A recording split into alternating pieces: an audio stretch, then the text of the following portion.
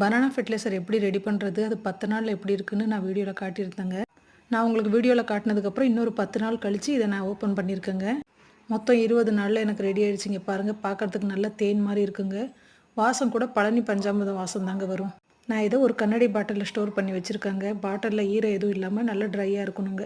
Banana ஃபெர்டிலைசரை வடிகட்டினதுக்கப்புறம் இந்த மிச்சமாக இருக்கிற வாழைப்பழத்தை நம்ம காய்கறி கம்போஸ்ட் செய்யும்போது அதில் யூஸ் பண்ணிக்கலாங்க. நான் 4 லிட்டர் தண்ணி எடுத்துருக்கேங்க. 4 லிட்டர் தண்ணிக்கு 30 ml பனானா ஃபெர்டிலைசரை நான் கலந்துக்கிறேங்க. இது 15 ml மூடிங்க. நான் 2 லிட்டர் தண்ணிக்கு 15 mlன்ற கணக்கில் தாங்க கொடுப்பேன். நீங்கள் 1 லிட்டர் தண்ணியாக இருந்தால் ஒரு 7லேருந்து 8 ml வரைக்கும் ஊற்றிக்கலாங்க. அவ்வளோதாங்க. ஸ்ப்ரே கன்னில் ஊற்றி நான் ஸ்ப்ரே பண்ண ஆரம்பிச்சிட்டேன். எந்த செடிகளுக்கு ஸ்ப்ரே பண்ணாலும் எல்லா பக்கத்துலேயும் நல்லா நினைகிற அளவுக்கு நம்ம ஸ்ப்ரே பண்ணி விடணுங்க. அதே மாதிரி ஃபெர்டிலைசர் அடிக்கும் போது இந்த மாதிரி ஸ்ப்ரே கன்னில் கொஞ்சம் ஃபோர்ஸாக தண்ணி வந்தால் தான் எல்லா பக்கத்துலேயும் படுறதுக்கு ஹெல்ப்பாக இருக்குங்க.